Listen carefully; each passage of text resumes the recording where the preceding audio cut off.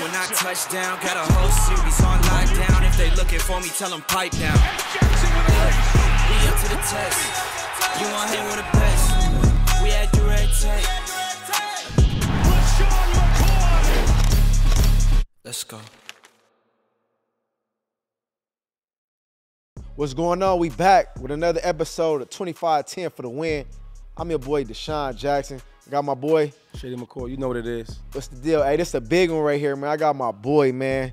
First guest appearance on this thing. 25-10. DeMar DeRozan in the building. Compton's finest. LA's finest. Six-time NBA AllStar. Yes, sir. Two-time gold medalist. I could go on. I'm gonna waste my time spending all your accolades. But hey, honestly, man, USC, you got number 10. Yeah. Retired. I mean, we both grew up. I mean, I ain't gonna lie, I was diehard. I thought I was going to SC. I had to shake him because Pete Carroll got a little too cocky, too confident. Thought he had me in the bag, and I ended up going to Cal. But I mean, I know that means a lot for you, man. SC is obviously we grew up looking up to SC, man. What does that mean for you to have that? For me, it mean a lot for me, bro. You know what I mean? Because I ain't gonna lie, you know, coming from home, you know, we was scared to leave the crib. Sure. You know what I mean? Like, definitely. So when I left Compton, it was like, you know, I took a couple visits other places. It just didn't feel right. You know what I mean? So UCLA was out the way. You know what I mean? Going to USC, it's 15 minutes from the crib. Hop on the freeway, you right there. And I really wanted to go there because it was such a football school. Exactly. We ain't really have like too many hoopers at the time. You know what I mean? Like Nick was there, Gabe Pruitt. You know, they had their little run, and you know, I just wanted to stay home and kind of bring back the basketball side of things. You know what I mean? And I just decided to stay home because I'm like, if I go to the league, there ain't no telling where I'm gonna play. So I want to stay home, play in front of the fam, the friends, everything. It worked out perfect for me. We're going to stick to college, right? I got a nice announcement. Now, we had a nice announcement that we have a superstar in the building, right? So another superstar, I'm going to give you credit. Yeah. DeSean Jackson, I don't know if you know this or not, he just got elected for the 2025 NCAA College, Football Hall of Fame. Yeah. So I got to give you your flowers for that. That's pretty dope. good. Man, I mean, listen, sure. One thing about growing up out here, even when I was young, you knew who was who. Right. In you will automatically be a fan of that person to make it. You see what I'm saying? Like, so even seeing his whole upbringing from like the football side of thing is dope. Like, you know what I mean? Like even he wore 10. Right. Before I went to Yeah. I wore 10. Right. Before I went to Chicago. And it's just like little like that go a long way. Cause we rock with everybody from home automatically. You know what I mean? And to see something like that, well deserving. So, you know, it's definitely dope to see that. I appreciate it. That's crazy because, like, I'm not from the West Coast. So the first time I really get introduced is when I met him in Philadelphia. And he's a different dude. He's showing all these different things, right? Only thing I know is about the Tupac, right? And what's that the movie with Ice Cube? Boys in the Hood. Yeah, so I'm learning about the hood. But knowing that you from Compton, though. Yeah. So somebody that doesn't know nothing about Compton like me other than the movies, what would you say about it? Like, I mean, for me, growing up in it, you know, you just think it's a normal thing. You know what I mean? Right. You think you growing up in a normal environment. You know what I mean? As you get older, you realize the obstacles that you really up against and the things you got to fight through and make it out of, the distractions that come with it. But growing up in it, you know, it was such a, especially our era, our age, it was that family type of feel. Even though you grew up around gangs, it was more of that like family feel that you had in your neighborhoods and everything. That's what we always had growing up. It was always, you know, rules to every level. You know, if you was the star, you was protected. You know what I mean? You like, nah, we keeping you out of all the bullshit. We follow this way. You got to make it out. Be a light for the rest of these kids that's coming up, so they don't take the path that the OGs took. You know what I mean? So kind of like navigating through. For sure, for sure. So because even Jack, like playing with him, like we friends. You know, that's my man. And I remember going to like different sponsorships or different people in the front office, right? Even when I left Philly and you left Philly, I remember the coach at the time was Rex Ryan and the management office. He's like, "Yo, we need DeSean Jackson, man." And the next thing they asked me was, like, how is he though? Is he kind of gang? You know, is he hood? Is he gang? I'm like, D-Jack, nah. He ain't got friends that's where he grew up at. But so I want to ask you, like, because you don't have that perception, you right? And you from Compton, you know what I mean? Like, can you explain to me and all the viewers, like, how did you keep such a clean image and you don't have to go through all the bull crap of somebody creating a narrative for you when you're not like that? I mean, what's crazy for me, it's like, if you know, you know.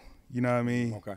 Yeah, right. If you know, but from my perspective, always, when I made it out, you know, I try to take the different route and not so much glorify where I came from, more so put on the table the things that I went through.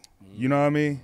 And that's what a lot of people, you know, make it a misconception in a sense, because you could see us and just automatically stereotype us. You know what I mean? Because we may not speak about it right away. You know, one thing that I did, I always spoke about it right away. You know what I mean? I jumped out there and basically said, you know, I came from this, made it through this. All my uncles was murdered because of gang violence. You know what I mean? Like, I had cousins. I put all my flaws on the table in a sense of like, this is what pushed me to make it out, what to look out for. You know what I mean? When a lot of times we may not even speak on it and somebody just assume that this is what it is. Right. Yeah. I think from my perspective too, watching you, obviously you're a few years younger than me, I think from a different perspective, like basketball, right, and football, I mean, we both grew up in the streets hanging out with different individuals. And for me, they always like, everywhere I went, I took the homies with me, right? Yeah. And they couldn't really understand that because they wasn't raised or they didn't grow up in that environment. So for me, I look at it from a perspective of we stayed authentic, we stayed true. We didn't change for nobody, and you know what I'm saying? We got our flowers fit, and I feel like that's the reason why we continue to get blessings. But like who was like a childhood hero growing up in Compton? Like who was somebody that you looked up to? I don't know if it's like an uncle or a friend, somebody that was like older than you, that kind of like motivated you to get to where you're at to today. You know what's crazy? Someone who really pushed me, you know, I told him later down the line, but for me, somebody that was a Compton legend for me was DeSean Prince. You know, I used to. He from Compton. DeSean is. I didn't know that. With the Dominguez, everything. So he older than us, but my dad and his dad was real close. Okay. So like on the weekends, my dad, I used to go over there to DeSean house with my dad and be shooting in the backyard, playing in the backyard with him. Even when DeSean went to Kentucky, you know, he'd come home in the summertime. I see him, we'd be in the backyard playing. And to me, watching him even playing at Kentucky and getting drafted to Detroit made it, you know, a thing. Like, damn, it's possible. It did something to you. Yeah, it did something that carried over because it was somebody that I could see, I could touch, that I was right there, that you know what I mean? I'm playing in his backyard, and that was the only imagination I needed to make it out of where I was from. Like, man, bro did it. He did it. You know what I mean? So for me, that was one outside the family that really gave me a different push and a belief that it could happen. Yeah, I think that's a good thing you said that too, because speak on this too, because you know we from the inner city, and a lot of people don't really know what it's really like to be raised, to grow up in the areas of a Compton. They see the movies, Baby Boy, Menace to Society, you know, boy, they see the movies. That's my favorite one, by the way, Menace to Society. Nah, that's one of the ones for sure. But I want you to talk from that perspective, because it's so many little boys and girls, I mean, even adults that look up to us because where we came from and what we made it out of, right? Yeah. So for me, it was like a similar instance because my older brother, like, he low-key made it before me. Yeah. So like you said, being able to, like, know what's possible, because I feel like a lot of times when we stuck in the areas we in, there's no hope. You know what I'm saying? There's no vision. There's no motivation. So for you, like, I really want you to touch on that and go back to, like, those days. You remember we used to have to ride the bus or walk to school or ride the bike to school. Like, the obstacles we had to face going from different hood and maybe running into the opposite side. Like, really touch on that, because I don't think they understand. Yeah, bro. Like, that's me and my partners and cousins always talk about this. Like, you don't realize, like, the war zone you walk into every single day. Like, I had to walk to school every day. Elementary school, I had to walk to school. High school, I had to walk to school. And like, it was a thing with my mom where she always told me, like, when you walk out the house, I don't care what you got to do, make sure you walk back through the door in the house. That's how extreme it was, you know what I mean? And knowing that, you know, sometimes you got to take a different route. You know, you know what to avoid, what street not to walk down. You walk, you know, it's certain ways I was taught to walk up the street with, you know, with traffic coming this way, you walk that way. You don't want no you know what I mean? You don't want nobody pulling up behind you. It was so many survival instincts that was embedded so young that gave you one a drive, but also a caution and understanding how to, you know, navigate through the bullshit, because it's tough, man. And and when you don't have a positive light to go towards, it's easy to fall victim to all the bullshit. You know what I mean? And it's like, you know, even the other day, I took my son. I went to Compton. I went to Ludus Park in Compton just to see all the kids in the gym and, you know, just to be there. You know what I mean? So you real. So they see you right, I'm in there just me, my son, and my partner. We just pull up, messing with the kids, listen to them. You know, and you see the excitement in them when they say little shit. So whatever I did that day, I was there an hour, could translate. Like, I know that feeling. You know what I mean? It go back to me being at St. Shams, Prince House. You know what I mean? So I try to give that feeling because I know what it was like being those kids. You know what I mean? I know what it's like leaving the park, going home, not sure what the fuck you going to eat, how you going to sleep, what's going to happen, what bad news I'm about to fall victim to tonight. You know, and the crazy thing, you got to wake up and do the same tomorrow. All over. You know what? See, like, and like situations like that where you grow up in it, like, so I'm big in, like you said, mental health. Me too. I'm big in mental health also, right? I get counseling twice a week just to get my mind right, because a lot of stuff is traumatizing, right? So things that you speaking of, you don't even know what's giving you trauma, not even knowing it. And I want to ask you, is that where like the big mental health comes from the things you experienced as a youngster? But that's exactly because you just hit it on the head, because it comes from that, and you don't realize the PTSD that you carry from so much. You know what I mean? Like it's been times like, you know, I could be sitting next to my partner in class, literally remembering something he just wrote on the table or something. He get killed that night, and that next day I got to sit back in class, and you realize, like, for sure.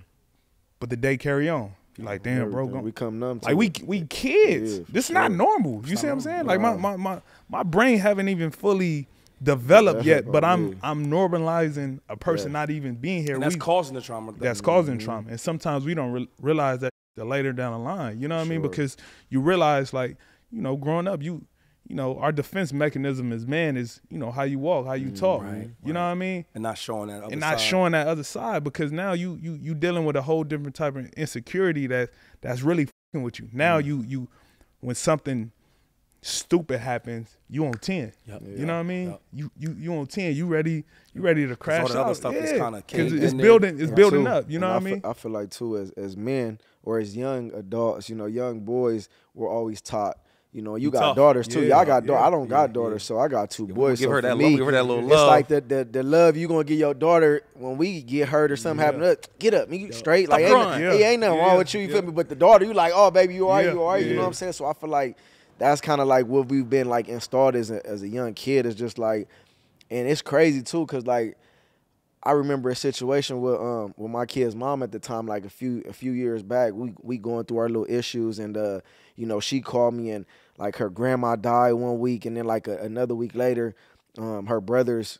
son, like an infant, died, right? Oh man! And she called me. I'm out partying. I'm turning up. I'm in Vegas somewhere going up, and she's not used to death, so she calling me. She's trying to vent, and I'm like ignoring her, cause you know I'm used to it. I'm like, two people died. Like I've been like, you know what I'm saying, and it's just messed up, because it's like I'm so accustomed and numb to like people dying, and I didn't know how sensitive she needed me to be there during them times, and I kind of like just showed her, because I'm like, we from the city, like I say, one of my boys died right next to me. I'm seeing him on the ground dying. I'm like, man, you know what I'm saying? Got shot. We out playing. I think I was like 12 years old, bro. I was playing in Inglewood when I was younger, and one of my homies got shot, and it's like you say the next day you got to wake up and do it all over. But like for you, like growing up in Compton, was it ever a point in time? Because when I was growing up, I used to sleep I didn't even have my own room at this point. I was sleeping on the couch by the front window, and I remember every night, yaka, yaka, yaka, I'm hitting the ground, like dropping. Like, did you have any experience like that? Because it's Compton, so I'm bro. sure like it was every day was something, bro. Whether if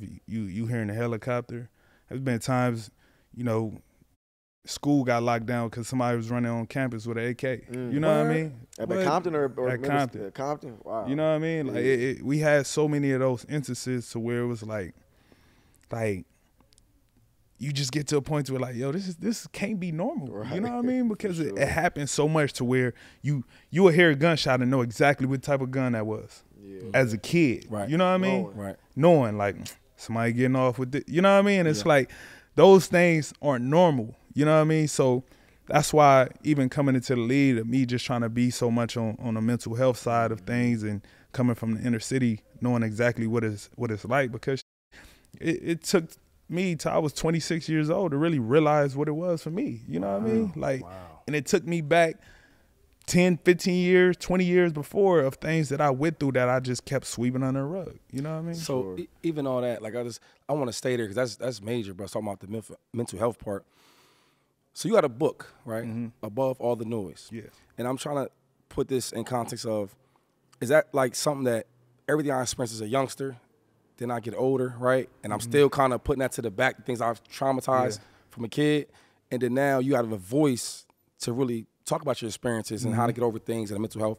Is that kind of what the book is based on? That's exactly what it's about. Okay. You know what I mean? Okay. My childhood upbringing and the things that you had to like, you have to make it through. You know what I mean? It was crazy. Like, I remember at 16, I'm up here I'm getting to that point to where I'm being one of the top players in the country, like in high school. And it's like, you know, April 3rd, 2006, my grandma died. 6 days later, my grandfather died. Wow. And it's like, now I got to go play in this tournament.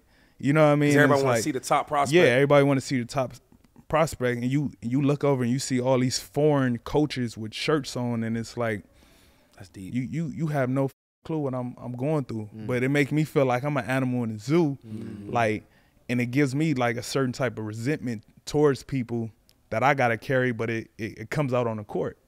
So now the shit that I'm carrying and the resentment that I got to the outside is making me flourish on the court, which makes me like resentful and angry towards like the attention that I get back.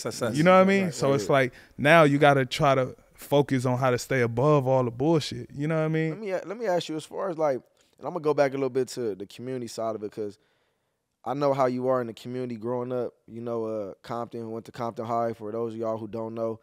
But like, what does it mean to be a staple in your community, man? Like, what is that that motivates you? What is that that drives you to kind of go back to that and kind of help kids out of the area? Bro, I mean, it's everything, because, you know, when you grow up seeing your family struggle, you know, seeing your parents come in the house, you know, tell you something else while the lights is off, you know what I mean?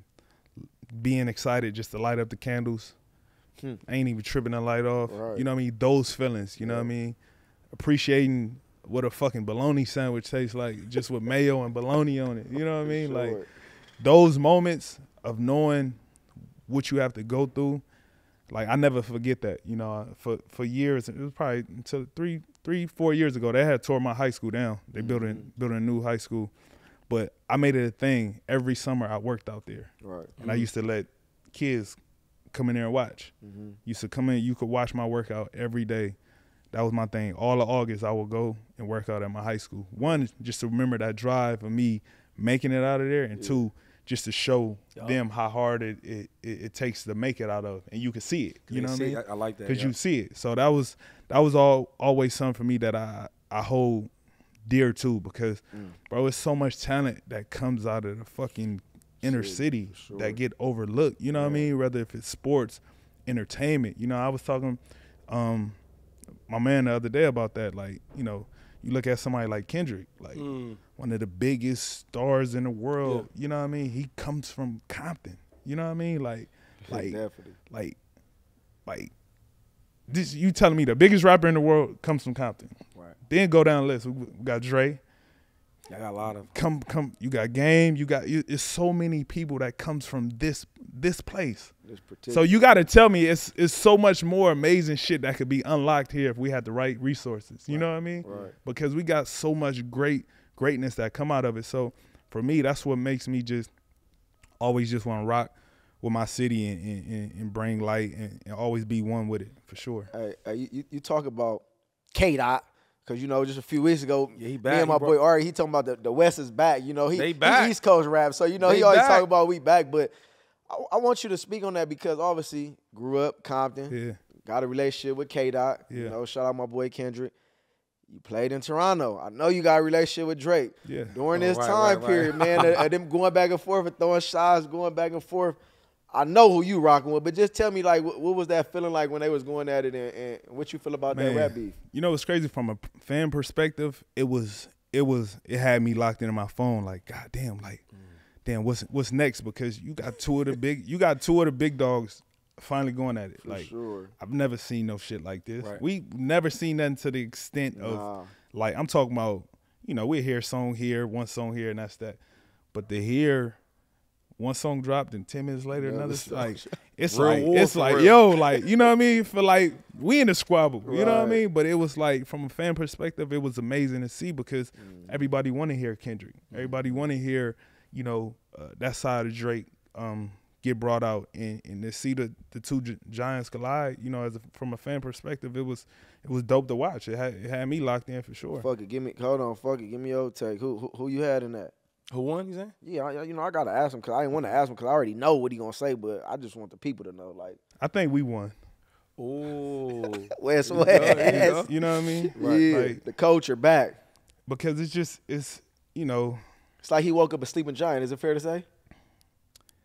Yeah, but it's like, you speaking overall, like the music in general, like yeah, overall, right? For the West, though. Yeah, for the West, we definitely won, and it was definitely a sight to see, because, you know, we like you said, we don't get the love that we know we should get. Right. You know what I mean? Sure, like, sure. since I've been a leader, always, like, I'm one of my OGs in the league. I'm in my rookie year. You know, he was like, man, I remember you put me on Nip Hustle, man. Like, I ain't know he was, like, I didn't. He put me on Nip. That's why I looked at him. See, same. I did one of my OG, Jared Jack. Oh, Jared Jack. I put Jared Jack. Where Jared Jack from? East Coast? He from DC. For the Warriors. Yeah, from DC. Yeah, he from DC. Yeah, Jay Jack.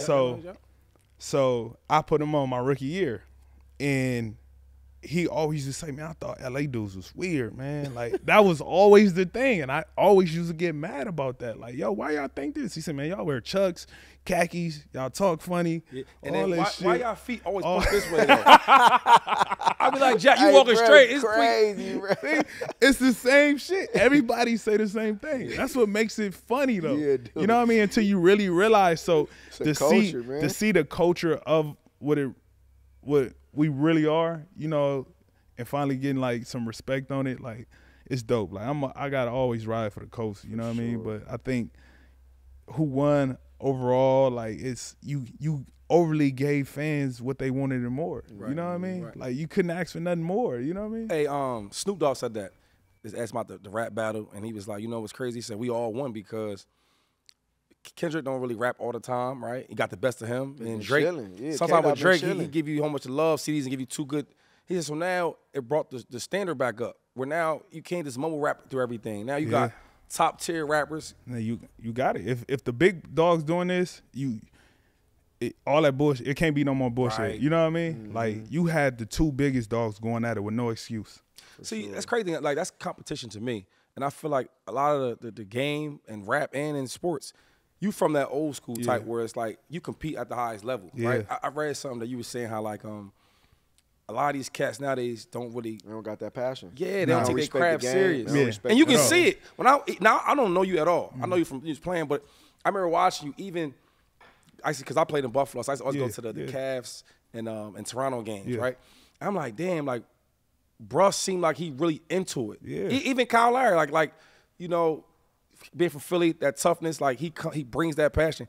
I want you to speak about, like, the new generation of everybody not really being to their craft. Yeah, and I think this goes overall with, you know, I think with y'all sport too, where it's just like, you know, you had to grind that shit out, bro. Yeah. Like, you had to grind and earn every inch of everything you had to get. Nowadays, you got people lobbying like, nah, I need this. If you want me, I need a. You make one shot, and now you famous. Yeah, you know? And now you got social media to where it's like, bro, it takes one body of the work. It's the body of the work. And that was my thing. Like, I remember when I came to lead, them old heads will, like, work your ass to death. Sure. They will beat you to the ground, and if you couldn't make it through that, you ain't gonna make it in the league. Who's some of your old head? Like, my old head was like like a Reggie Evans. Okay. Like old big boy. yes, Okay. I'm talking about. He like, looked tough too though. Listen, I'm talking about if you take his rebound, you fighting in the back. Damn. I'm talking about like you know what I mean. That's Like, old school. so right now there. like you see guards now taking big man rebounds. Yep. You know that wasn't flying back in the day. Because big man was like, get look, mad. this I how I need that. eat. Yeah, I need You go that. score the ball, Right. I rebound, set screens, all that. You take a Nigga, foot off my don't play. take my rebound. Like So back then, so they went with all that the big man or the Hell guards no. taking. They need No. they need their shit. no, so even to this day, bro, it's like I respect the game so much. Even with my big man, if the ball bouncing my way and you right here, you the big, get it. I'm telling you, get it, Shady, get it, Shady. Right. You gonna give it Oh, yeah. right to me. Yeah, you right, see what I'm right, saying? right, But yeah. your thing is rebounding. Right. I That's want how you you to get paid, Yeah, yeah. I want you to. That's dope. That's me. To this day, I still play like that. Any big man that I play with to this day will tell you, like, I will yell at him, get your rebound, we out. get You the know what I mean? ball I'm up not quick. I ain't gonna take nobody. That's their thing. But that's me come from the old school. You know what I mean? So, Talking about old school, you know, me and bro go at it all the time. LeBron and Kobe. Give me a perspective on.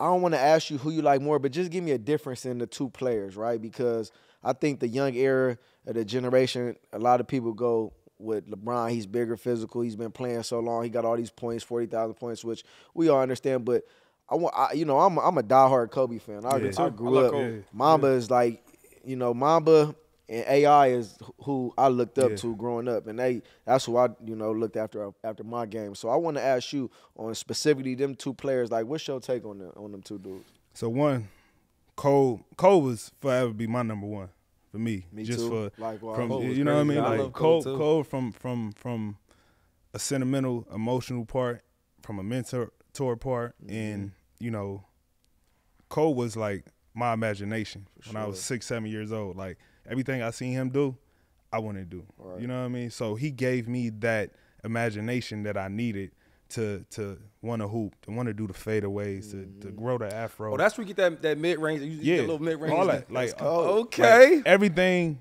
came from Cole. You know what I mean? Then to be able to, for him to mentor me and me to have the relationship that I had with him, then to play against him. Like Cole was one of those ones to where it's like, it's only two people I've been around I in my life, and I felt like the fucking walls was expanding out. Right. It was Kobe and Michael Jordan. Yes. Them, sure. That motor don't turn off. Yeah. They it's always go. like them motherfuckers got this godlike aura, the way they carry themselves. Never played against Jordan, but Kobe on the court, when he walked on that court, bro, you felt it. You know what I mean? Like you felt a different type of like persona that I don't think ever be duplicated again. You know what I mean? Then when it come to, obviously we know everything he did on the court. Then when it come to Bron, like, shit, I had to play Bron every year in the playoffs. Sure. You know what I mean? So Definitely. I seen first Cleveland Bron, Miami Bron, second Cleveland Bron. Right. So it's like Bron is his own category of whatever that is. Right. And I don't think he ever be duplicated. For sure. Kobe came from Mike. Exactly. You know what I mean? Right. So it wouldn't be no Cole without Mike. Exactly. I don't see another like Bron in a sense. yeah. You know what I mean? That's From a good analogy. from top to bottom, from physical won't. to look at his stats. Durability. Nobody's Stats. ever gonna break And the that. mental part too, though. Only thing I don't like, not to cut you off, only thing I don't like about Bron is that like gut, that grit, that like, the game on the line, I ain't passing it, Yeah. I'm gonna take over. And I ain't saying he ain't never hit a game winning shot or he ain't never took over a game, but I'm just like, to be that, I need that all the time. It's like a different mental, because Kobe, he ain't giving up in them certain times. Like, people get mad at Kobe for shooting, but I remember, and I want to ask you about this too. I remember somebody basically said something about Kobe shooting the ball so much. It's the Suns. And They stopped this is shooting. what he said. He said, look, when I practice and I work the way I work, if you ain't outworking me, I'm shooting this ball. Because he know he in the gym. I remember AI told me a story a long time ago. He was like, after the game, they went to dinner, and AI was taking Kobe back to the hotel, and he asked Kobe, like, what you about to do? I'm about to hit the club. Kobe said, I'm about to go to the gym. While bro about to go to the club, Kobe like, I'm about to go back to the gym. I'm about to go get an hour of sleep, and I'm getting up and going to the gym. So my thing for you, bro, I heard that story, bro. It's funny as hell. So you used to always wear the Kobe's, and I remember one particular game, one of the dudes in your team, I think they like was messing with you, said something, and you end up changing the shoes and you wear them Jordans. Yeah. Please tell me about that story, because I heard you talking about it, but I just want you to touch on that a little, man, because I know he hit the game winner. He walked by. Nah, you could literally find this game and see it for yourself. So I forgot who he was playing. I played against Vince Carter. Vince was on. I forgot who he was, what team he was on. Yeah. I'm not sure. I don't know if it was Dallas, whatever. But he had said something to me. He was like, man, you wear Kobe's when you play against him? I'm like, that was my first time really like thinking about it. Like, so it dawned on me. So when we played Kobe again, I said, man, I ain't wearing no Kobe's. Fuck that. Right. Because I know the mental edge that Kobe already try to have over people. Sure. Like, he the type, like, you got my shoes on? Yeah, I'm about to kill you with my shit on. Like, that was his. So I went into the game like, man, fuck that. I'm wearing some Jordans. Like, fuck that. As soon as he walked on the court, he looked at me, looked at my shoes, said, that's what the fuck you doing? Wait. Hey, you gotta hear it. Let him finish, like bro. that? I swear to Let him God. finish, he Shady. sized, Listen bro, to the story. He sized me up. So he knew he wear his. He knew he wear. Nah, his yeah, stuff. because like Yeah, you know, hear the story. Keep I was going, bro. I was I was one of the first ones where with the Kobe brand, I started wearing just his shoes exclusively. Like, it started in high school and college, then in league. So when he walked on the court, bro, he sized me up, bro, and really said, man, that's what you doing, motherfucker? Like, he really, like, he pressed me, like, on some real shit. Like, when I tell you he murdered us, then the game was close. We kept it close. Y'all was up like 1 point. We was up like 1 point, bro. Something happened. I think I missed a shot or something. So they get the rebound, call the timeout. All right. He walking past our huddle and said, y'all left me too much time. This nigga came out, hit the game winner. What he do when he walked by you and said what? And walked off and said, he said, take them shits off your feet. I ain't never wore Jordans again. Hey, Kobe, bro, you can find the game, bro. You can literally, for sure. you can find the game, dog. And then he probably whispering that shit to you. You know what I mean? yeah, Just so you can hear it. bro. Never wear them Take them motherfucking shits off, shoes boy. again. What's wrong Bro, with you? I'm Disrespect. telling you, you can find the game. I promise you. I had some Jordan 10s on. Never forget. So since we're talking about basketball, right, I'm gonna ask you something deep, right? Because me and him both experienced it. So 2014 was my last year with the Eagles, right? Mm-hmm. Now my resume is decorated. You know, the year they traded me, I was third in rushing, right? So I'm like, damn, they said I declined. I guess the year before that was number 1, but I was third, whatever it is. Similar in comparison to you. 18, right, is when the trade went down. And I think the year before that, y'all set the record for most wins. Team history, right? Yeah. So I'm like, damn, the correlation is so crazy. And then 59. 59. Yeah. 59, right? So, and it's only, 82? Yep. Now, 2 years after that, they traded me, the Eagles, they win a championship. Now, the hard part is like, a lot of them dudes over there that won, those are my homies, though. Yeah. I'm talking about we text, we talk, right? But another part of me, because I am human, right? And I've dealt with trauma and all that. Sure, yeah. And I'm like, damn, they won a chip without me, right? But you did speak on that though. And I'm thinking on your situation where you was the man of that team, right? You and Kyle, y'all kind of got that thing together, but you was the face. Yeah. I remember going to the games in Buffalo. So our drive to Toronto, and I watch our rock. And then the next year, right, after you got traded and win a championship, from the heart though, right? Speak from how that made you feel. Man. Because for me, a little bit, I was kind of I was being honest. Revenge is what? Dish serve what? For real. It fucked me up because this is the reason why it fucked me up. You know, because we couldn't be one person. Right. We couldn't beat Bron. You know what I mean? Like, it was just we run into Bron, we just couldn't beat him.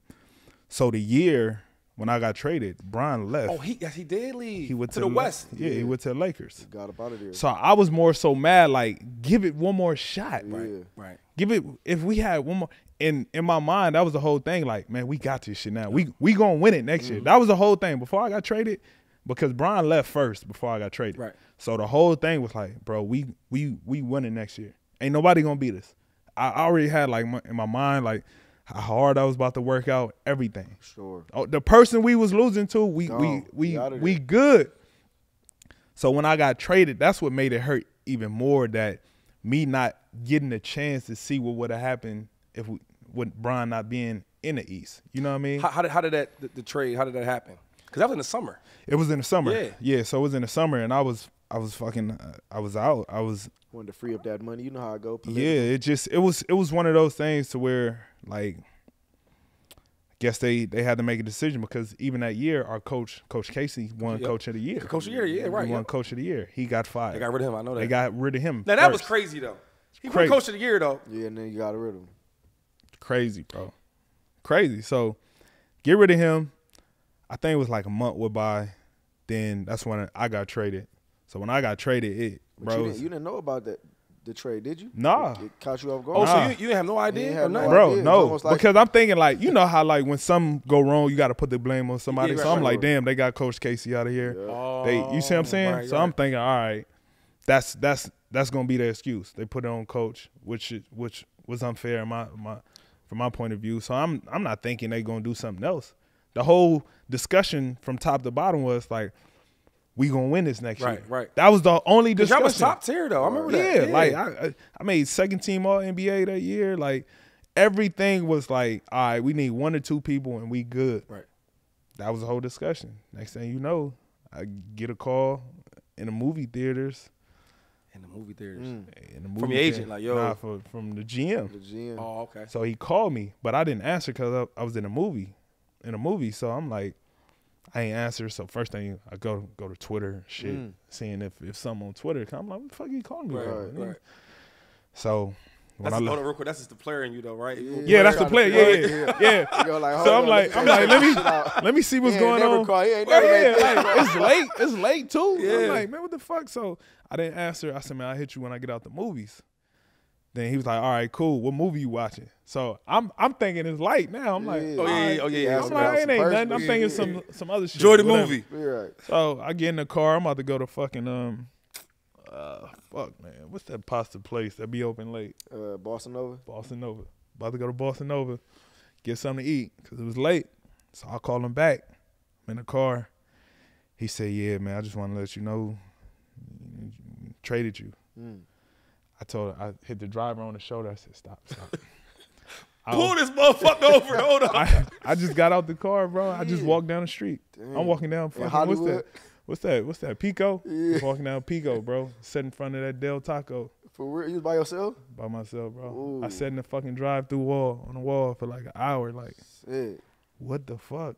Like, But he being transparent right now though. No, right? yeah, Right, like yeah. it Being fucked. Like I vulnerable. really sat there and like it fucked me up, bro. Like, so I really didn't tell nobody. Like, I end up going to my mama's house. First, I remember I walked to the beach. I walked on the beach for about 2 hours. That's the piece right there. It was about like 2-3 o'clock in the morning. So I ended up going to my mama's house, sleeping on the couch. I ain't tell my mama. I ain't tell nobody, bro.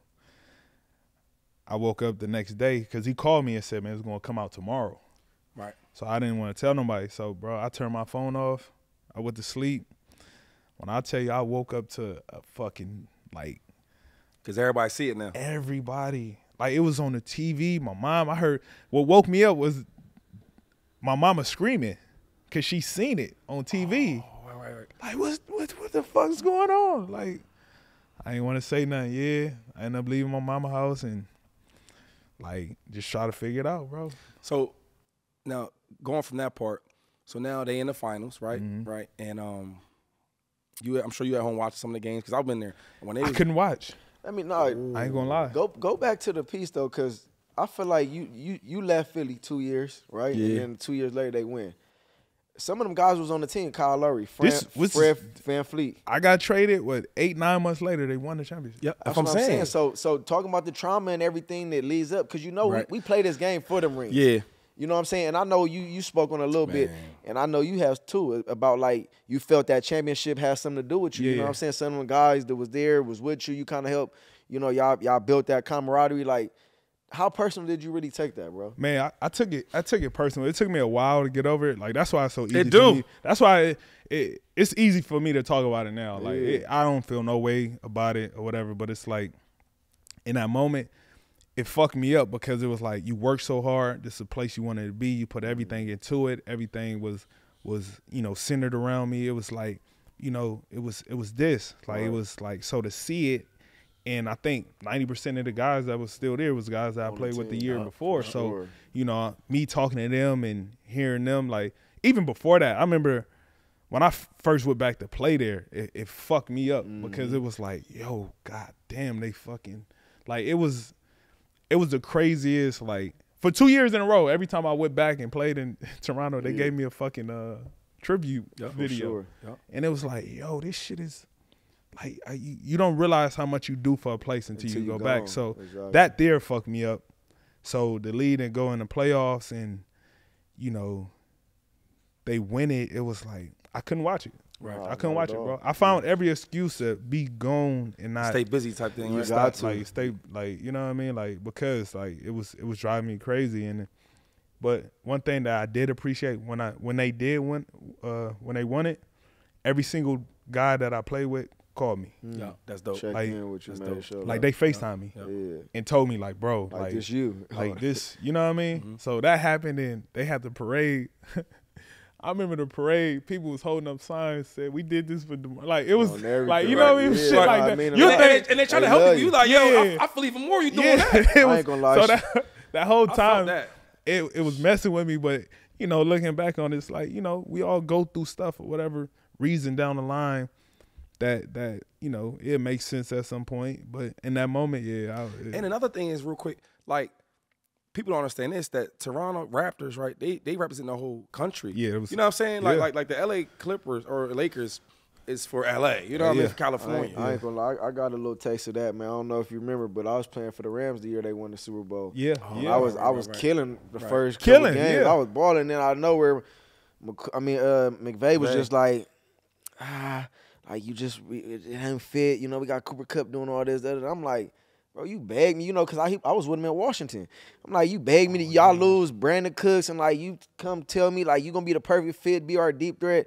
First 7 games, I'm going crazy. And then midway through, trade deadline coming, called me in the office, like, yeah, D-Jack, we really don't have no position. I'm like, all right, cool. I'm going to just chill. You know what? You ain't even got to play me like that. I'm going to just stay on the team. As much as I'm mad and feel like I'm still that dude in my career, I was like, I kind of had to take it on the chin, but I go back home, and then that next day he called me, like, yeah, we gonna have to release you. We was trying to find some trades for you, and we couldn't find none. So I ended up going to sign and playing for the Raiders, but I ended up getting a ring. They gave me a ring, which, you know, I played on the team half the year. They gave me a ring, but it's still bittersweet. And it's in the city, and it was in L.A. Come on, like, that shit hurt. I ain't gonna lie. Yeah. Bittersweet. Wow.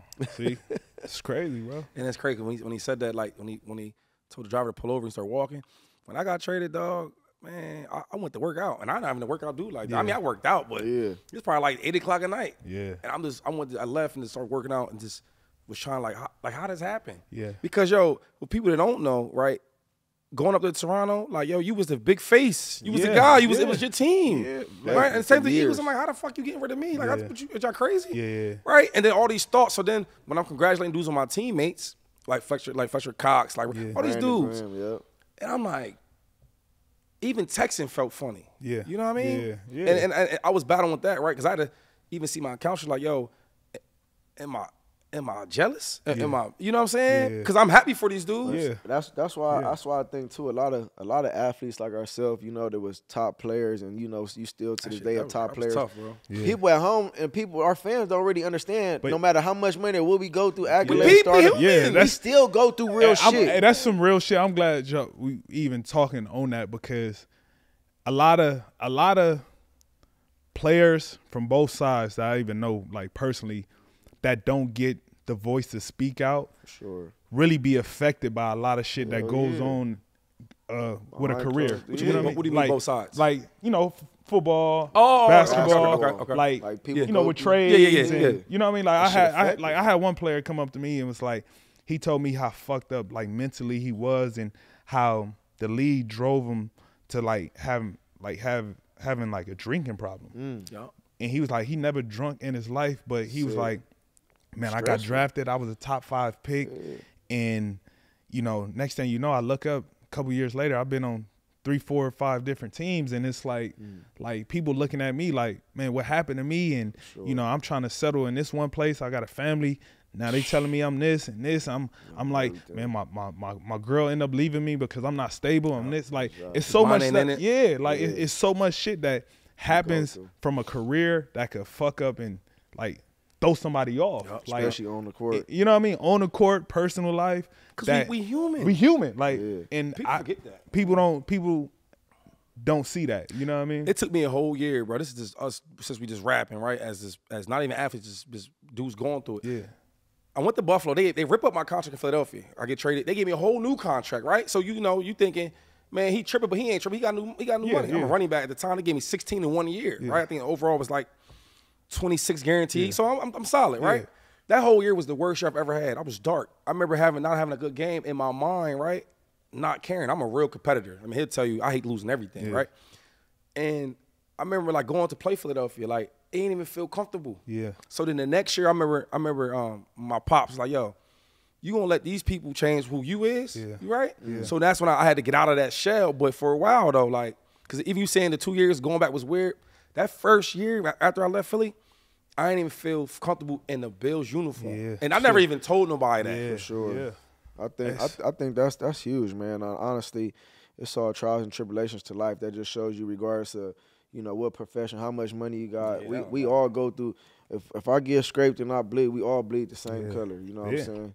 But I think one big thing too, and I personally know you, and every time we tap in or we see each other at events, you're always in tune with your kids and your family. That's like dope. I remember when I hit you to ask you to come on the podcast, you like, I'm locked in, I'm with the kids, bro. I just been staying low, hanging with the kids. Talk to me about like playing, like, cause football we go once a week. Yeah. They go every other day, 2 weeks on the road. You know what I'm saying? So like being away from your family, your mom, your kids, like leaving from Toronto, going to San Antonio, going to Chicago, like you know what I'm saying? Like how hard is that in keeping a healthy home stable? Bro, it's rough, bro. Like it's extremely rough because it's like my oldest daughter is 11, but it's like they text me now and it's like it's crazy because I have a game or I'll be on the road and, one of my daughters may have a dance, you know what I mean? And it's like, damn, my dad, I wish you could be here. Right. Daddy I'll call you after the game. Sure, now I gotta, you know what I mean? Like deal with that on the court. I gotta deal with that on the court. And it's like, it's so much that go into it that it makes it tough. And, I think I could play for another 6-7 years if I wanted to, but it's like it gets harder because you missing out on your kids. You know what I mean? Like somebody told me some real like earlier in the season, like my daughter 11, it was like, man, you got about 2-3 more summers before she in high school. I'm like, oh my God. For real. You put it in that perspective, it's like, God damn, like that shit gonna go like that. Like, so it's extremely tough. It's hard, and I try to make it a thing to where like, when I'm gone, I'm on the road, all my kids, before you go to school, call me. When you get out of school, call me. You finish your homework, call me. After dinner, call me. After you get, like, what I mean? We have a routine, like, yo, call me, like, if not, I'm pressing. You know what I mean? So all my kids know, like, so I don't want to miss nothing. You know what I mean? So I try to stay as in tune as I can because I know I'm out here doing everything I can, for them. You know what I mean? Let me touch on this one last thing before we get into some basketball shit. Do you think, like, because, my son, my oldest son's about to be 9, and, when I leave, my youngest son is 6, or about to be 6, but when I leave, he always like, Daddy, you leaving again? Like, you just got here. Like, Bro. Daddy, you leaving again? Like, tell me, like, your oldest is 11, but do you think, like, your kids are at the age where they're understanding, like, what Daddy's doing? Daddy got to go play this game. Daddy got to go grind. Like, you know what I'm saying? Because, like you said, at the end of the day, you're doing it for them to make it a better life for them. Do you think they'll understand that? My oldest understand it because my oldest daughter, she was in the trenches with me when I first had her. She know, like, right. She my second daughter, she the one that if I say I'm leaving, I think I said something like to her last week, like, I'm going to go do this. She was like, work about to start back already? I'm like, she thinking the season. She clocking it, yeah. She thinking the season starting and she about to have I'm like, nah, season don't start for a while, babe. Like, nah, you good. Don't worry about it. And it's like, you see those, like, obviously the younger kids don't, you know what I mean? But it's like, even me leaving my son would throw a fit. Like, I'm talking about a whole fit. But it makes it hard to, walk away when you got to go do something, you know what I mean, from them. Sure. But, I don't think kids ever understand because selfishly they just want their dad, you know what I mean? Sure. They don't see you as this star. They don't care about none of that. For real. And that's the best part because they don't give a damn. Like, you know what I mean? Like. So I need your take on this, man, because we are in the NBA Finals and you Whoa, got Luka. Before we get to the finals, because I want to get there too, though. Well, a couple weeks ago, right? Because when he walked in, I'm sizing him up because I seen him from afar, right? You sizing who up? You can't size. And what, basketball? Let's hear me out for a second. So a couple weeks ago, they were saying can basketball players play football and vice versa, right? Yeah. So I'm sizing him up to see how tall he. I always do with basketball players. See how tall he is for real, right? He kind of firm a little bit. Yeah. So I'm like, damn, what position will he be? So if you play football, safety, receiver, he got to stay on offense. He can play defense too. I'm saying, but like he come from Compton. He want to hit. That's true. Let's see. Safety or receiver? Because I want to ask you a question. But safety or receiver? What you think? I think I play quarterback. Quarterback? Yeah. Oh, you got an arm like that? Yeah. Hold on. Who you compare yourself? Lamar Jackson? Nah. I give. Not Patrick Mahomes. Don't say. Nah. Hell no. All right, who? I give myself probably like Zach Wilson. Who you thinking? Nah, bro. God. 2018, 2019 Cam Newton. Ooh, Cam Newton? Okay. The Cam? Yeah. He went to the MVP year. He went to the not the MVP. 2 years after MVP. All right, the 2 years after. So, like, right when he was kind of declining a little bit? Not the Patriot one. When he went to the Patriots? Yeah, not the Patriots one. I'll take Patriots. I'll be Patriots Cam. But you got to ask the Hoopers that because I always ask. Nah, for sure. Because right? there's a lot of people think NBA dudes can play in the NFL. Paris, he told me. I ain't gonna tell you what he told me because y'all won't believe that. But if it's basketball from football, I need to start at 11. I'll be Kyrie Irving on Real Talk. Kyrie. Yeah, I probably not. Hold on, hear me out. Hold Kyrie. On. Now hold on real quick. Jeff Teague. Jeff ain't bad. All right, Jeff so nice. Jeff nice. All right, so that's what I'm saying. So that'd be more. Jeff, Patrick Beverly. No, bro. Patrick Beverly, bro. I would be like vocally like Patrick. You know what I'm saying? But you hack a lot. Nah, I'm more like Pat was nice. He averaged like 40 in high school. I'm talking about the league, right? So I'm saying I'm more of a scorer. I'm more like Iverson. Hear me out. Hear the video. Show him the video. Let my boy get his own opinion. I left my iPad's in the whip. But look, before he lead up. You don't want to show him on camera. Look, I'm going to show you my clips. I'm like, yo, I want you because it's going to be like this. He going to be like, oh, damn. Ooh, he going to do all that. All that stopping it, that's me. Man, now, I can't jump, though. This dude right here. I mean, you don't need to. Nah, all right, man, listen. So give me your top 11. So if you was a GM and you could pick adding yourself a starting lineup, 11 players in the NBA that could play football. I want your left tackle, your guard, your center, right guard. I need the whole running back, receiver, tight end. Like who would it be? 11. All right, let me start with quarterback. You got you. Oh, you in there. All right. I'll be quarterback. Who your running back? Ooh. Before we go to running back, are we a passing offense or are you a read option? What are you? Because you the quarterback. Are we throwing this shit every play? Or are we running it like Lamar? What we doing? Nah, I ain't trying to run. So you a quarterback? Okay. Yeah, I'm gonna pass. Who your running back? Who you going with that running back? Let me go with wide receivers first. All right, go wide receiver. Let me get Bron. Bron at receiver. I'm putting Bron out there. That's a big ass wide out. Ooh, that's a good one. Shit. You know what? I'm gonna make it easier for you. Just give me your receivers and your running back and the tight end. All right. That's all. You ain't got them name all the linemen and shit. Ooh. You got Bron at receiver. At receiver. You at quarterback. Me at quarterback. We could put Luke at center. Nah. I like that one. I need another receiver. I know you got it. Come on, who you? Hold on. Damn, this is a good one. I want to make sure I watch this shit later and be mad. Yeah. Like, I should have said this person. Give me some people. Because if you have somebody else come on here and you ask them, we ask everybody that. Yeah, I'm going to be mad if they team. So you want to come back to that, man? You want to think on it a little bit? Hold on. Bron. Damn. Got KD. You got. Give me Bron. Giannis. What's Giannis? Receiver. He had wide receiver right now. Put him on the other side. Now, hold up. Receiver. I'm not just your list, but hold up. Just imagine your Giannis at wide out looking at like, come on, tall, dog. though. You What gotta you do is throw it mean? up I'm to just him. throwing Okay, it up, bro. all I'm trying right, okay. He the to quarterback. I'm trying to limit the accuracy. I really gotta. Yeah, he just throwing Oh, up. so you can't throw.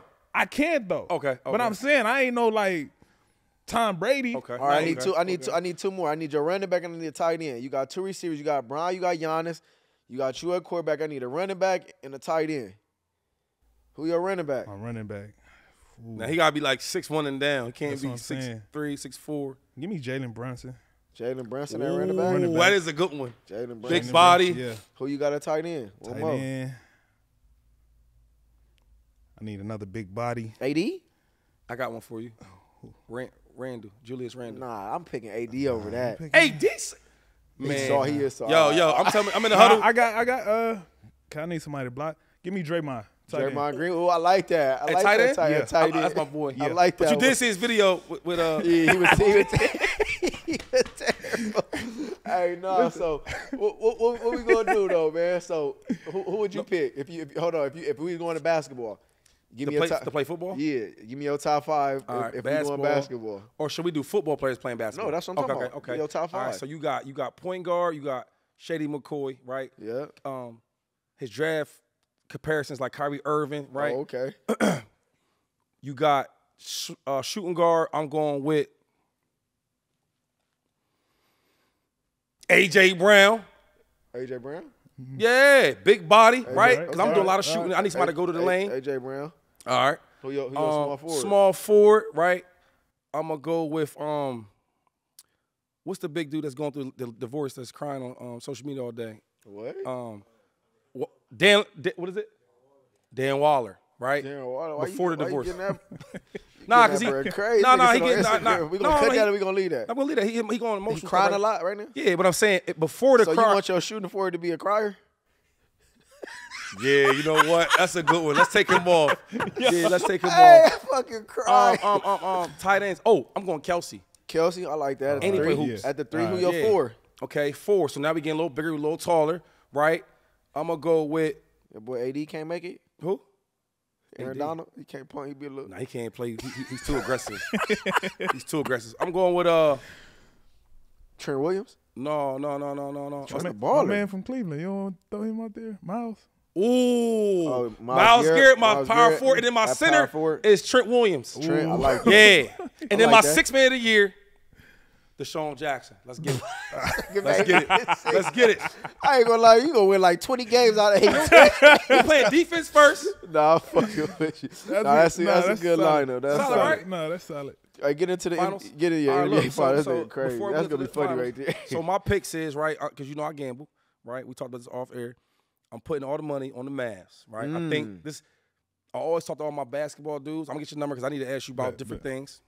So my perception of the whole thing is the prediction is I'm going the Mavs in 6. I'm going with the better roster don't always win, right? The last weekend I was watching the documentary of the Mavs playing the Heat. Everybody in my mind thought the Heat was gonna win that joint, right? Yeah.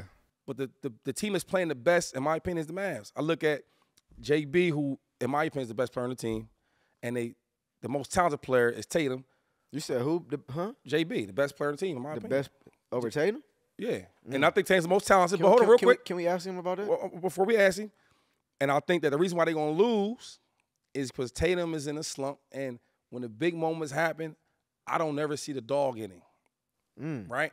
And you're gonna need your best players when they get hot. He love coming at Jason Tatum. No, but this is my. You do, though. See, the problem is everybody gets sensitive. Like if somebody say, "Yo, Shady, he ain't do this and do that," I can't get. That's your opinion. I can't get mad at you, right? I think he's nice, but I watched him play against the last 3 years in the playoffs, right? Sometimes I can't find him. Like Milk Cart can't find him. Yeah.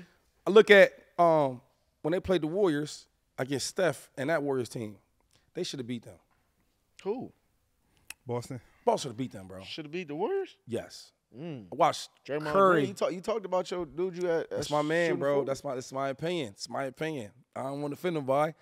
When I watched that game, I said, okay, he didn't meet that momentum. Expectation, yeah. So I'm going with the Mavs. How that sound? So let me ask you. So, cause me and him argue about that a little bit with Jaylen Brown and Jason Tatum, and I mean you could be blunt.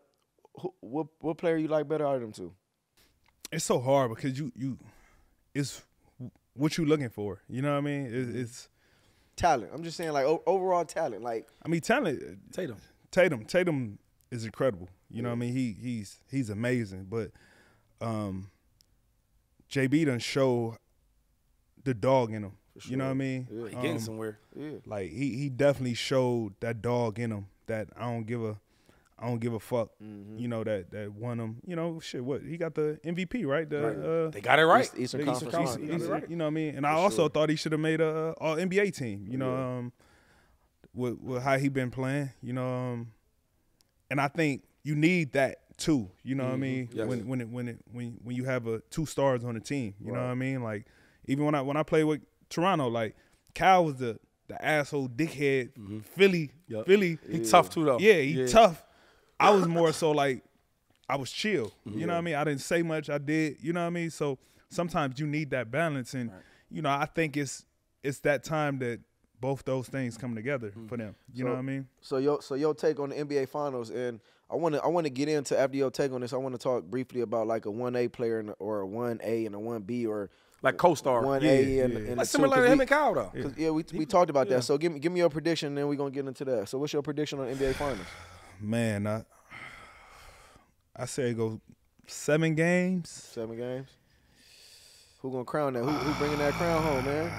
And I know it's hard because being a player, as players, we don't really care too much about it. I mean, I just want your expertise of being, a star NBA player. I just think it's so. If everything go right, everybody healthy. You know, I don't want to see nobody get hurt. I want to see, good ball, great ball. I say 7 games, and I think Boston finally pull it out. One, because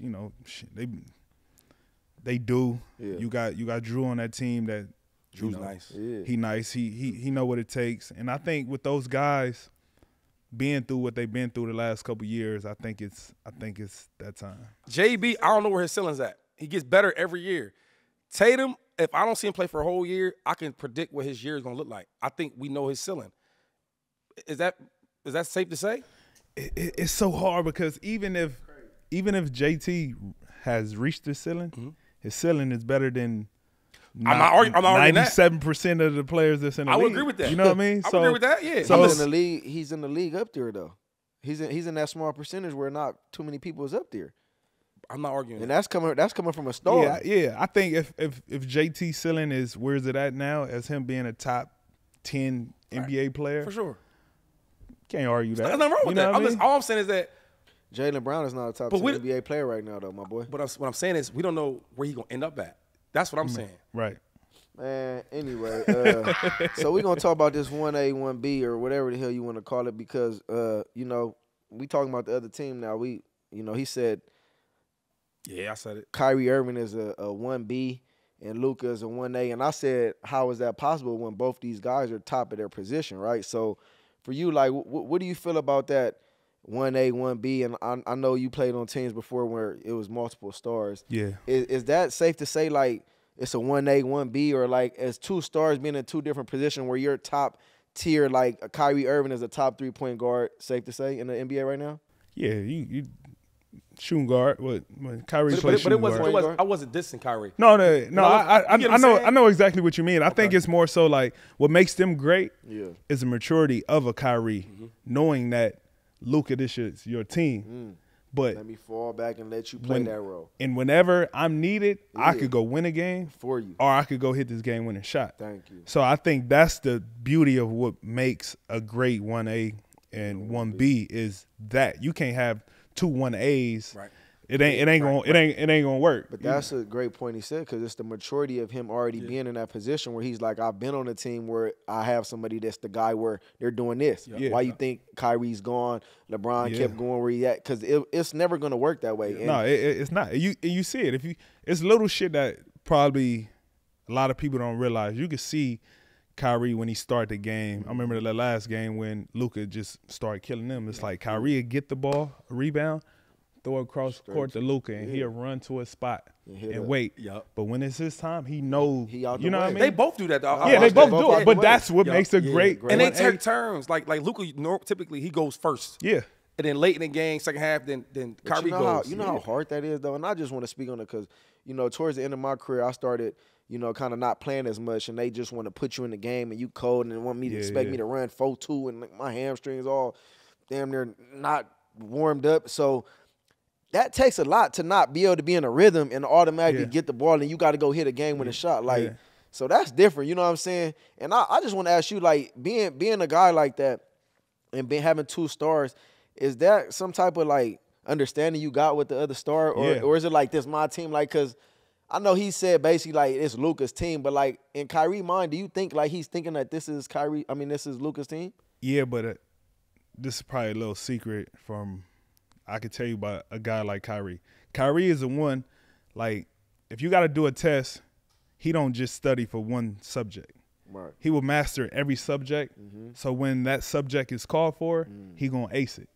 So that's how he look at the game. That's cold. You see what I'm saying? Yeah, so it's not a moment where he feel like, it ain't. Oh man, I gotta get ready for.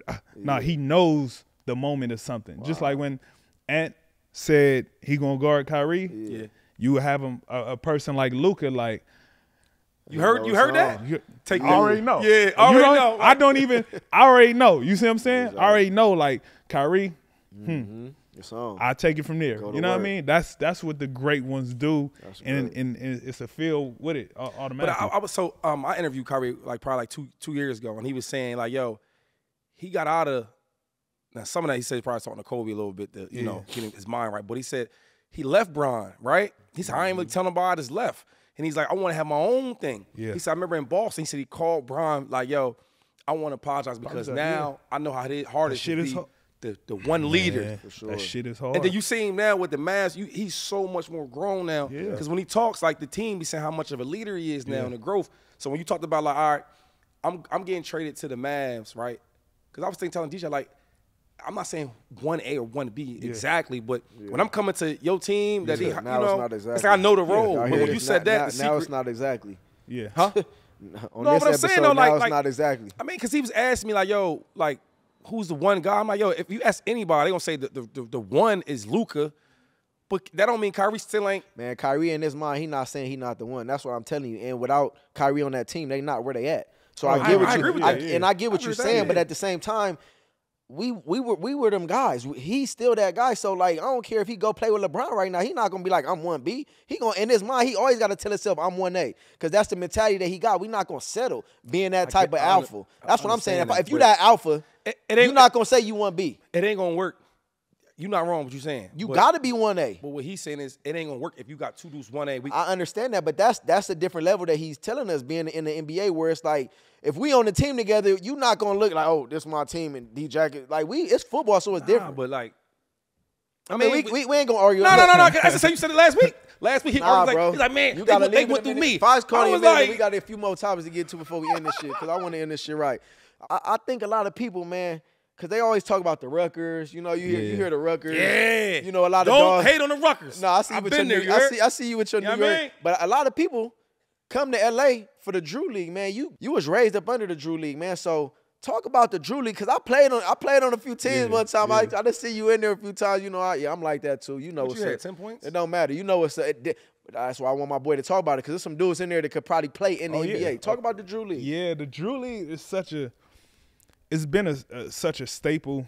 Like, since I was a kid, like, I've been playing in Drew League since I was 14 when it was at a small little middle school. Exactly. And they had, like, 3 bleachers in there, and it'd be hot as a motherfucker. NBA dudes was in there? Like, everybody. Okay. It'd be NBA dudes. It'd be hood legends, guys who played in college here but just didn't make it. It's one of those things, like, even when we played at Washington Park when Kobe came in there and played. Went like, crazy. You know what I mean? Went crazy. And that happened on, like, just a call he made that day. Like, it wasn't even nothing going on at the Drew that day. They didn't know he was coming? He just called? He called and was like, I'm trying to play in the Drew. Wow. And all that came together that day. Like, literally. Did he call you? No, he didn't call me. I forgot who he called. I remember somebody said that. Like, maybe was it DD? Too? I'm not sure who it was. Somebody. I remember that he made that call. Like, I'm trying to go play. He made a call, say he wanted to play. So everybody scrambled up. We came, fans came, and we hoop, but it's moments like that the Drew have that get so overlooked. Even Brian played at the Washington Park one. You know what I mean? Brian pulled up. He pulled it. Not the one where he played with me at the high school. He played at when it was at the one at a park in the hood. I seen one. He was playing some dude like he was like a UPS driver. Yeah, that was when we played. Oh, that was at a high school. But it's been a lot of guys, and it been pros coming there and play and get talked crazy to by the crowd and don't come back. Nah, for sure. Yeah. That's different over yeah. there. You got to think that's in the hood. I'm talking about it's in the hood, bro. You will be all the east side is over. It will be nothing but gang members in there standing amongst the wall talking crazy to you if you don't play. I'm telling you. This is in the summer, right? Yeah, it's in the summer. It started this past weekend. So look, can you let us know? I'm gonna start training now. You gonna play in it? Yeah, I'm gonna start training now. Bro, please tell him he would get in. Bro, you can't. I'm good in them environments. I'm cool. No, I'm not saying you're not good in them. I'm just saying, like, if you're not on your shit. No, I'm start training now. You would get embarrassed. Till July? How long? Yeah, it's like it's like first week of August. Oh, I got time. Yeah. Oh, man. I'm gonna get in the gym probably next week. Get it really, you know what I mean? Yeah, just come out there. 200 jump shots a day. I know the routine. Yeah, man, hey, look, so anything else you got to say about the Drew though, like for real? Because I got crazy defense too. It's a lot of people that don't get enough credit that playing the Drew that could possibly play in the NBA. Yeah, I mean, what's crazy, like USC, like for somebody, Frank Nitti, he from Watts, grew up in the projects. He played. He been a man in the Drew League. Frank. He didn't make it to the league or whatever. He played college with Dame Lillard, but he got kicked out of school, whatever. Took another route, but him playing in the Drew League gave him a new breath of life. Now he playing a big three. Playing a big three. He doing a whole bunch of stuff like online with the street ball stuff, but he making a living out of it. But it all came from him just being nice. And there's so many of those guys like that play in the Drew that been around forever that just didn't have a chance to make it to the league. That's nice. And they can't wait to leave people come and try to take their neck off.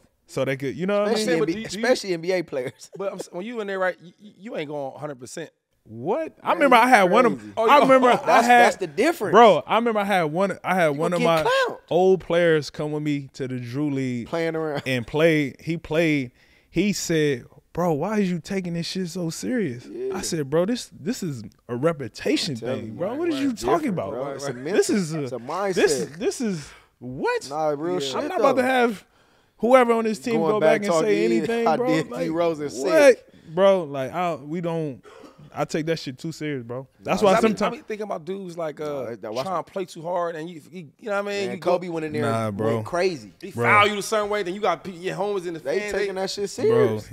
Bro, they was trying to tell Kobe to leave when he came and played. It was like 3-4 minutes left. They was like, all right, let's get out. He said, man, I'm finishing this game. Sure. I mean, fucked up. I'm finishing the game winner. Yes. Yeah, I seen it. Yeah. But they was trying to make him leave. Oh, before that? Before the time was up. They was trying to have him. It was going to be all crazy after he said, Kobe, he said, man, I'm finished. Yo, because they rushed him after the joint. Yeah. Man, he don't care. Kobe for the people, man. I got 2 questions for you. That's the person you want to know. One is I want to ask you, how was it playing for Coach Pop? He a legend. You hear all the stories about him. Yeah. And then the other one I asked you was, as you wind down, as you keep talking about winding down, going to your 16th season, championship. Yeah. Does that hold major weight in your decision of playing still, or? Yeah, Pop, man. Pop is the OG of OG. Right. Pop is Vito Corleone. Pop is the godfather of this whole thing, man. Like, playing for Pop was one of the most important times of my career. One, because he embraced me to a different level when I got traded there.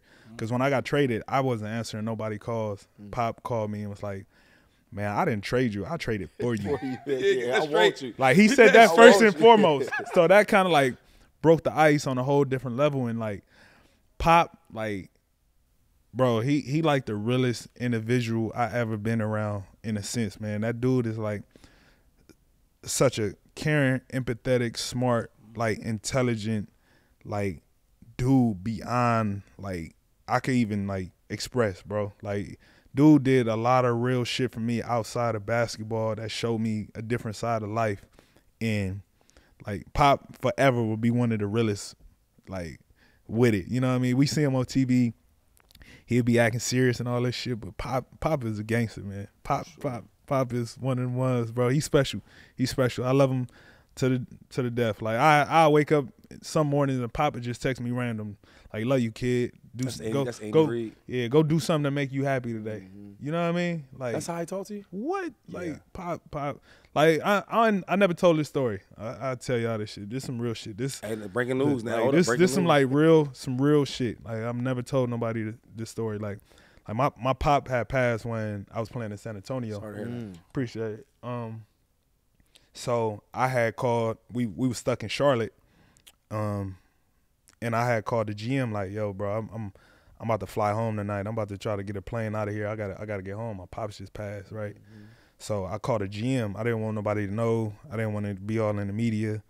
Bro, literally, 90 seconds later, I hear a knock at the door. Bro, it's Pop.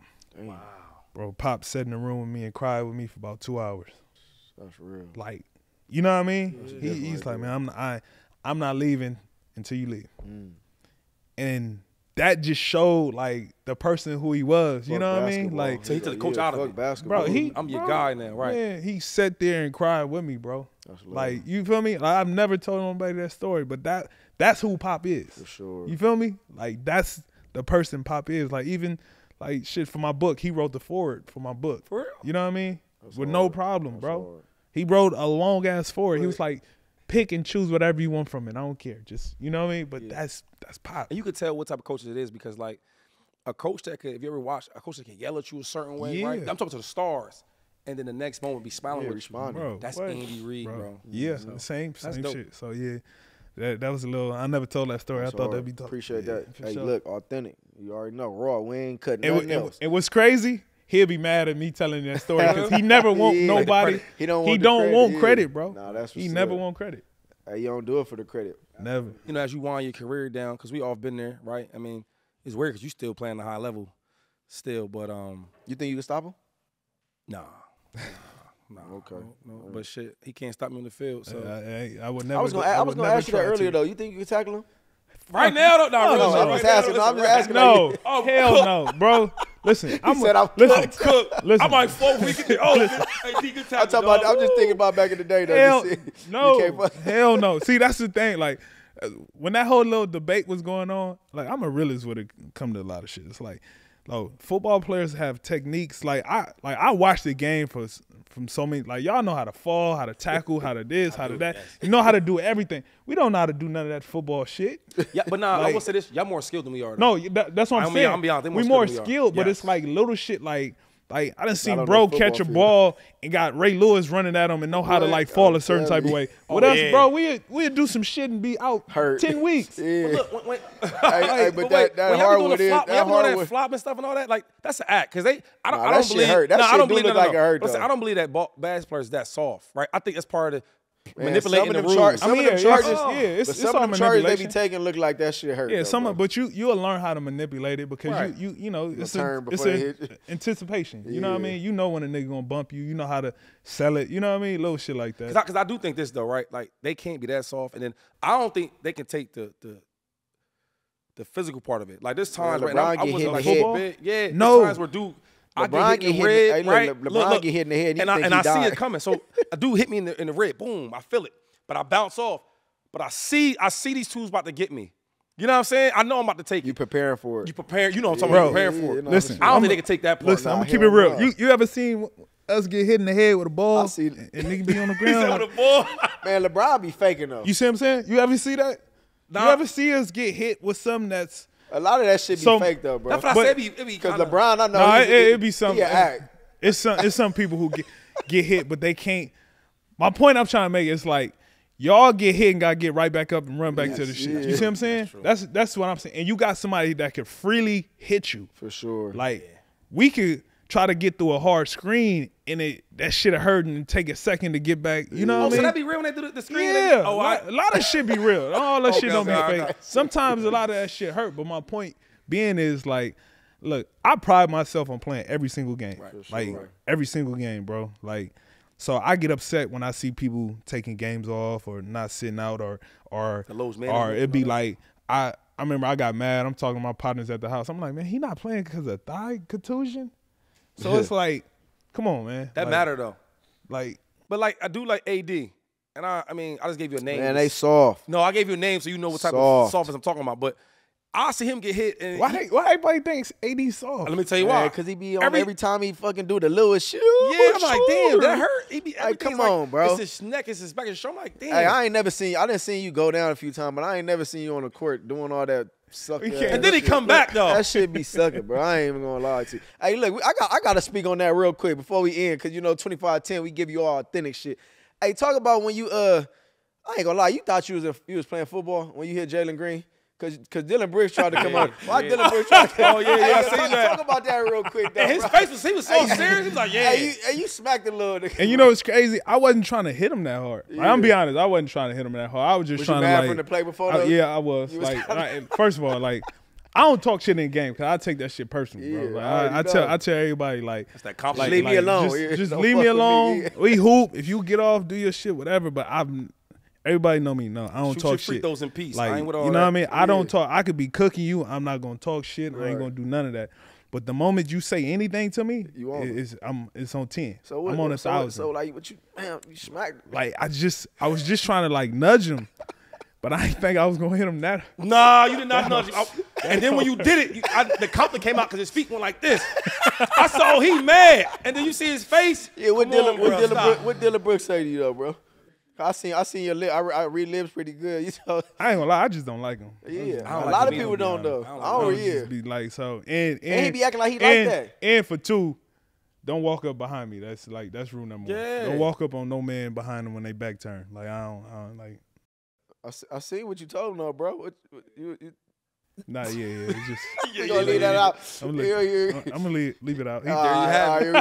We gonna be professional. Hey, don't mess with the homie when you're on the court. We don't play that bullshit. That's the rule. What's the rules? Don't run up behind me. What's the other Don't rule? run up behind me and just don't talk shit. I respect everybody. Listen, I respect that. Now, if you my man partner, like me and Drake might talk crazy to each other, but that's my man. And, you know and what the I mean? other rule you can't forget, nigga, don't punch me. Hey, don't punch me if it's what you say about your birthday. Don't hit you. You don't hit me. If I don't talk to you every day though. Don't hit me on my birthday, man. If you don't talk to me every day, don't hit me on my birthday. I'm about to text people on my birthday that same shit you just said. Hey, look, so year 15 completed. What does riding off in the sunset look like for DeMar DeRozan, man? Like, if you had your perfect way to end this story, like you said, you could play another 7-8 years if you want to, but we know you got the little ones at home that you care for a lot, man. What does it look like riding off into the sunset, man? Just happy. You know what I mean? Whatever that looked like, you know what I mean? Obviously, it's easy to say shoot for the star, win a championship, do this. And I think just for me, just really soaking it in and enjoying it. You know, I keep a lot of young guys with me and just show them the reality, what comes with being in the league. I remember being young, now looking up, I'm 16, I'm going to my 16th year. Like, it flies. And I think we don't enjoy those moments as much as we should, when it's coming to the end. You know what I mean? It's like our mind go other places. Are we trying to figure out this? It's like, for me, it's just like really just embracing and taking it in and soaking it in. Like I think I went to a WNBA game like a week ago, and Caitlin? Caitlin Clark. Yeah, I'm going to see her game too. You did. He loves. I get What's it. her name? Caitlin Curry? Clark. Her middle name is Curry. Love her. So like I'm sitting there and I'm seeing the Staples Center, Crypto Center, sold out, and it was like, damn, man, I play in front of this shit every single night. I'm telling my young brother, like, bro, like, don't never take this shit for granted, bro, because it will fly by, bro. That we have an opportunity to put a jersey on and shoot a basketball. You know what I mean? Don't take this shit like, don't get too high, don't get too low. Like, enjoy this shit. You know what I mean? Because it will go by fast. So for me, however much longer I play, it's just really just competing at the highest level and like enjoying it. You know what I mean? What's going on? It's your boy DeSean Jackson. Hey man, check this out. We started a new segment on the 2510 podcast. Once a month, we're gonna take a deep dive in betting trends and analysts with our friends at Full Car Suite. Let us introduce Full Car Suite, the one and only, my boy legend, man, Scottie Pickens. What's the deal, man? How you doing? Jack. I appreciate it, man. We're psyched to be here. We talk all the time. We hook you guys up. You guys are making a little money. For sure. So now let's hook everybody up. Let's get into it. Man, let's get into it, man. That's a great thing he introduced, man. We're partnered up with Full Car Suite. We making money. Hey, we all about letting other people make money, right? Like, because we going to give them some info that's going to help them win some money, right? That's it, man. Listen, I can't run a 4.2. But I love sports and I love money. I can't give picks how you giving me. That's why we're here. That's why we do it, man. For I sure. appreciate you, man. So yeah, every time we come on, every time we speak to you guys, I tell Shady all the time as well. Bankroll management, unit count, bet within your means. Take all that money that you're willing to lose. Never guaranteed. It's not your rent money, not your mortgage money. Take your little bankroll, put it aside, set it aside. We give a 1 to 3 unit count. 1 to 3? 1 to 3. That's it. Oh, you can't beat that. I know Shady is going 250 grand on one play. What's wrong with him? I don't know what. Luckily, he's not here right now. But I'll tell you, 1 to 3 unit count. Just to show you how meticulous we are with this, over 7 months, we've had 6 3-unit plays. For sure. The last 3-unit plays we had was Kelsey in the Super Bowl to go over his yards. And he did it. He had nothing in the first half. I think he had 1 reception for 1 yard. He didn't win. And then he smoked them Oh, in he the did second the half. second We went half, way that's right. over. But we haven't had that type of play since the Super Bowl. So let me ask you a question. In that perspective right there, when you see a Kelsey go out and have like freaking 1 catch and he's nowhere close to the odds of winning that bet, are you kind of jittery? Or are you like let me stay calm? He'll make it. What is that feeling like? Because I'm a bettor, but I'm not a big bettor. So like, tell me, are you on pins and needles? You put in the work. You do the research, and what happens, Yeah. You got to be numb to it, man. You got to be numb to it. One thing I tell people all the time, and it's what we preach when you're watching college football, college basketball, Right. you lose a 9 o'clock game, and the only game left is Hawaii at 11:30 p.m. People are sitting there saying, yeah, what do we got for Hawaii? Yeah. I don't fucking know what we got for Hawaii. We're done for the night. We're done for the night. You take the hits on the chin. You stand up the next day and you fight again. That's what it comes down to. Let's get into it, man. So Where are some of these odds, man? Because we're going to talk some football first, right? Let's talk some football. Why Let's go. not? So Dallas Cowboys, Uh-huh. 10.5 wins. Over, under, going into the season. They're a plus 130 to win the NFC East. Wow. They did lose Pollard. Yeah. They lost their defensive coordinator. Yep. And the last time we saw them, they got fucking smacked. They did. What are your thoughts on the by Cowboys? Green Bay. My thoughts on the Cowboys are they didn't really do nothing in the offseason. They didn't pick up no free agents. I mean, if they did, it was nobody to be worried about. The draft, I don't think they really had a good draft. I don't like it. I don't like them to win plus 10 games. You don't like them at 10.5? I don't like them at 10. Let me ask you this. I mean, it's all about the money in the NFL. Yeah. CeeDee Lamb, Dak Prescott, both playing Right. for contracts. Yep. CeeDee Lamb, plus 650 to lead the league in receiving yards. Is that something that you would like at 6.5 to 1 odds? CeeDee Lamb. He needs that money. I don't think he got a good chance, but I think I would take the odd though. I like that odd. I would take that odd Going back to your squad, I like to Eagles. think your side. The Eagles. for sure. I They like lo- it. What it tell me? They lose. I don't care who they lose. I mean, they lost Swift? Kelsey. They lost Kelsey. Okay, Kelsey. Fletcher Cox. Okay. But they got Saquon. They got Saquon. They got my boy CD, the safety. They got John Ross. I'm very excited about my boy John Ross. He's a speedy guy, even though Devontae and AJ just got paid big money. Come on, give me the odds. I like it. So when Whatever it comes is, I like it comes to the Philadelphia Eagles, Yep. Jalen Hurts loves his legs. He loves his Now legs. they throw in Saquon Barkley. Yep, he's gonna run the ball. He's gonna hand the ball over a little more. So does that mean Jalen Hurts throws more and he leaves the running to Saquon Barkley? Yes, but I think he's still gonna run. He's still gonna run a little bit, but he's not gonna run as much. I like that. So let me hear this. NFC East plus 115. $100 wins $115. To win it, on win the the Philadelphia Eagles. They're only competing against the Cowboys. Yeah, I mean, I like it. You like that one? We won last year, right? Or no, the Cowboys won. Cowboys won. And in this league, in this conference, every other year it's like flip flop. So I like the Eagles to win this year. So let's dive into something that we're both excited for. Basketball? NBA. I'm taking the Celtics. I'm taking the Celtics in. I want to say 6, but I'm gonna just give them an extra game. I'm taking the Celtics in 7 games. I'll tell you what my problem is with that, man. The Celtics sit at minus 225. You Yeah? got to bet $225 to win 100. Wow. The Dallas Mavericks on the other side are at plus 188. $100 wins 188. Every stat in the book is pointing towards the Boston Celtics winning. True. But I'll tell you, I have a couple issues with it, and then we'll dive into it. Talk to me. If the Mavs win, All right. they would be the 3rd biggest underdog since the 80s Wow. to win an NBA title. The Dallas Mavericks team that we're seeing right now is not the Dallas Mavericks team from beginning of the season. They got agree. Gafford, they got PJ Washington. Yeah. They're Kyrie playing is- out their mind though. They're playing out their minds. They look good. They look comfortable. And I'll ask you this, man. When you get on the field and you're playing an incredible team and you got nothing to lose, Right. bro, they're the dogs here. If the Mavs lose, the Mavs lose. You're right, but who have the Celtics played? Nobody. They haven't really played nobody either. And you going versus Luka and Kyrie, what a supporting cast. I'm almost changing my mind now. And I'm almost like history repeats itself. It might be a bit sexier to take the plus 188 on the Dallas Mavericks, one of the hottest teams. And some might say it's closer to a 50-50 game. I see what you're doing here to me. So you about to have me on both sides. You might have me throw a little money on to the other side just to see what it does. I don't know, man. Let me ask you this, though, man, because I said my bet, and I said who I like. So who are you going to take? I mean, first off, you got to like, follow, and share 2510 and Full Court Sweep to find out. Because no matter what I give right now, we're going to give a lot more analysis throughout the finals. Give up this free one right here, man. What you taking for the finals, man? NBA Finals. Who is Scottie Pickens going with? I like the Dallas Mavericks on the spread. I think worst case scenario, this goes 7 games. I do think there's great value at plus 188, man. Luka and Kyrie are hot. They are hot. They look good. Jaylen Brown? Jason Tatum? I like them, but history repeats itself. As my boy D-Jax just said. I love it. They shit the bed late.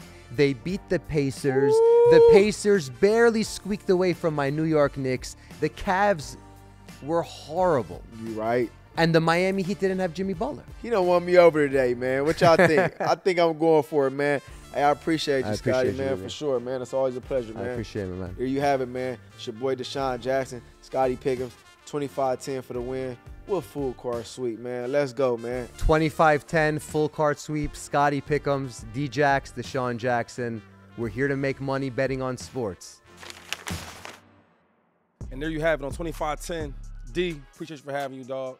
That was a great special guest. Appreciate y'all, man. Appreciate it. 25-10 authentic. Now listen, everything we said, we gave y'all steps what to do with mental health. We gave y'all steps on altercation on the court or the field. And then we gave you our lineups of what? Basketball and football. Who's nice, who's not. I'm the new Kyrie. We still waiting on your. I'm the new Kyrie Irving. They told us about we that. still waiting on your video to show him though. Yeah. Look. You got to critique. Before we leave, before we end it. Can we get it? Now we gonna show that though. I'm gonna show him my highlights. You know what I mean? I was all state and first team all conference, right? As a freshman, you know what I'm saying? In basketball. This ain't no football, it's all basketball. Now Pennsylvania different from LA. And do we want to talk about the celebrity game you had when we was going back to back and I was giving you buckets? I dropped 35.